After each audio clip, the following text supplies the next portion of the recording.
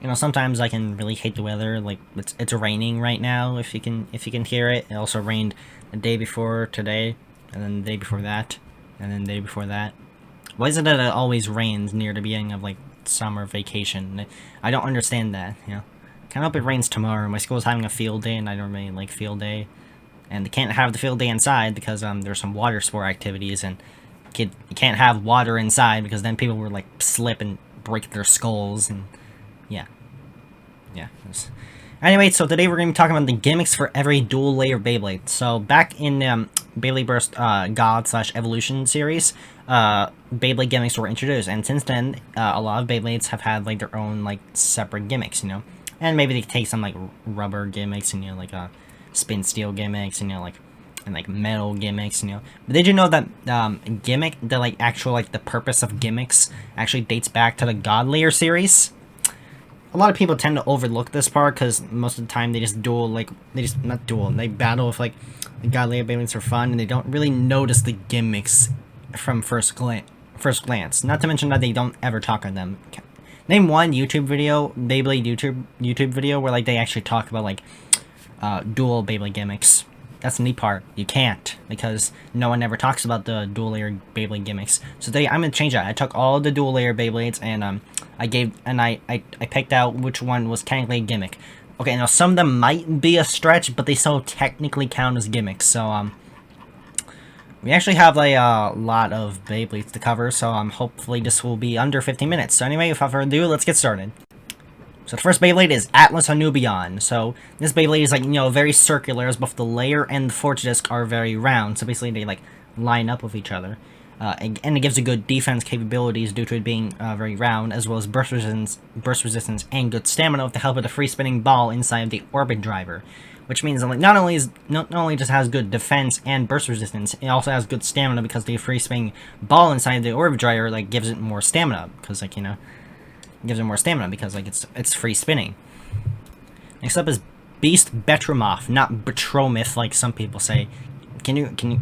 It's weird how like in the anime it's specifically stated Betraymoth, but yeah, people still say Betraymoth. That's weird. It's probably called just Behemoth, like the Japanese name, but like whatever.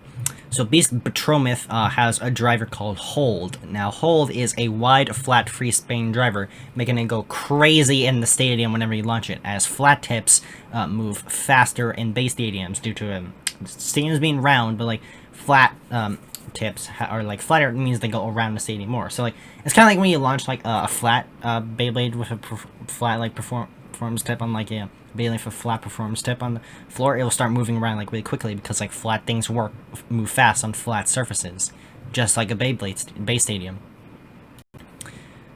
Dark Doomsizer. So the scythe protrusions on the layer of this Beyblade prevent recoil damage, and combined with the great teeth of the Beyblade, it makes it hard to actually burst it, which is probably why it was banned from WBO tournaments for like a while, because it had really good burst resistance. But then they unbanned it, so yeah, everything's good now.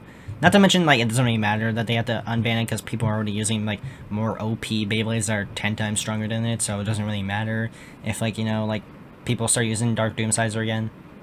So, alright, up next is Fang Fengriff. So the jaggy performance tip on Fang Fengriff is an 8-pointed star shape, star shape, and creates an aggressive movement pattern when launched. Not really so much of a gimmick as it is the natural general movement of the performance tip, but I mean, like, can you really name another like gimmick for Fang Fengriff? Giga Gaianon. This Beyblade's weight is unbalanced due to the quarter disc in like the force disc, you know, that it has. But that's actually a good thing, as it provides it with stronger smash attacks because the unbalanced nature creates more momentum. I mean, it like shakes up and down, but it creates like harder smash attacks because, like, you know, like it works better because like it's off balance, meaning that has like more attack power, as it's shown in the anime. Hyper Horsude. So Hyper Horsude has a driver called Claw, which has free spinning claws that can protrude out in battle for sky attacks or something else given the situation. It usually works like all the time in the anime, but like in real life it doesn't even happen at all. Like it kind of just does it on itself, like whenever you touch it, and I don't know if it does it weird, because like when you pick it up it doesn't even like stay out, it just like wiggles back and forth. It's kind of a lame gimmick if anything. Inferno Infertor. So Inferno Infertor has a performance tip called Liner, which has a free spinning wheel that is perpendicular to the stadium when launched. Well, perpendicular to the stadium when launched. The performance tip also gives the Beyblade good stabilization, even though like when my Achilles combo used Liner and just like sucked the whole time. I guess it's because like, it was a Hasbro Beyblade on Hasbro parts, meaning that like it would just burst when going up against another Beyblade. Yeah, especially Beyblade that's stronger than it, so yeah. But I guess like according to these schematics, and I guess Liner is maybe a good performance tip because it gives a good stabilization. I mean, it has good balance and I guess good stamina because like the wheel, I mean, it's free spinning. You know, it's free spin. Wait, it is free spinning. Maybe it'll give it good stamina. I don't know.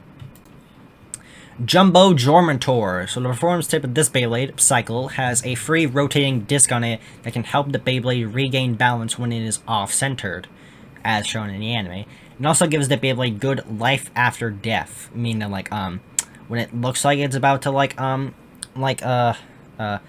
lose like all of its stamina, it just barely hangs on for like a little bit more, and maybe it can potentially even outspin the opponent's Beyblade. King Kerbeus. The Beyblade's layer consists of two thin layers of plastic. I mean, all dual-layer Beyblades have like two layers of plastic, but this one is like very thin that they combine together. And the clear and color plastic. So both layers come in contact with opposing Beyblades, giving the Beyblade less recoil and better stamina. Lost Luinor. So Lost Luinor has a unique spin pattern as it spins counterclockwise as opposed to all the other dual-layer Beyblades that spin clockwise. So like it goes like from the top and goes like to the left, and then from right to left to right to left. But like counterclockwise is like goes like left to right to left to right, you know. It's also the only Beyblade to have metal physically, the only dual layer Beyblade to have metal physically incorporated into the layer. Mad Minoboros. So the performance tip for Mad Minoboros is Quake, which is off-centered to the base of the tip. So it makes the Beyblade like hop around the stadium, but at the cost of its stamina. It's not like Operate where it can like bounce up and down. It's just kind of just like bounce like half a centimeter up in the air, like kind of like 0.02 inches off the ground. It's kind of lame, to be honest. Alright, next up is Nova Neptrius. So Nova Neptrius has a performance tip called Trans, which can change its shape from a sharp stamina driver to a whole flat attack type driver, but not in battle. You have to do it like before the battle. It's like if your opponent has like a stamina type, you get to change it to like an attack, and if it's like an attack type, or if it's like a defense type, you can change it to stamina. Yeah. Omni Odax. So Odax has a performance tip called Extreme, which is a flat rubber driver, giving it swift attack movements because it's flat, but also like fairly good friction on the stadium because it's also rubber. Psychic Phantasis. Phantasis has a force disc called Polish, not Polish. why would they call it that? Polish. Then like people who like read it would be like, wait, Polish? What does that mean? And it gives the Beyblade good life after death due to its round shape.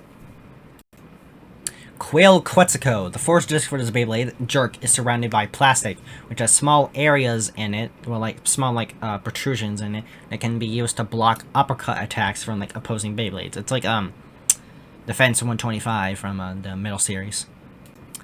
Raging Rockdevore. Rockdevore has the performance tip Revolve, which is a free spinning tip that gives the Beyblade good stamina and life after death. Now it's mostly outclassed by other ones, you know, like Drift, Mobius, Bearing, Eternal, all that kind of stuff. Alright, here's the big one. Storm Spryzen. So Storm Spryzen has the driver Unite, which has a sharp tip surrounded by rubber. Depending on how you launch the Beyblade, the Unite driver either remain in the center of the stadium because of the sharp part of the tip. So like when you launch it flat, the sharp part will hit the stadium first. Or it will move quickly around the stadium because of the rubber. So like if you launch it at an angle, the rubber will hit it. The rubber will hit it first, and then it will move around the stadium like very fast because rubber is very like quick, swift in the stadium. Uber Unicrest, not unlock Unicrest, as that'd be cooler, you know. The performance type of this Beyblade needle has small studs, if that's what you call it, on the bottom of it, providing the Beyblade for more friction in battle. Victory Valtryek. So Valtryek has a performance tip variable, which contains rubber that can be worn down significantly to make the Beyblade extremely fast.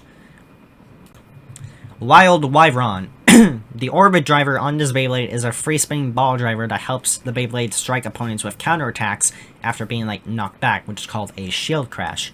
The orb driver is also on Atlas Anubian, but this one, I think this one uses better to the advantage, you know.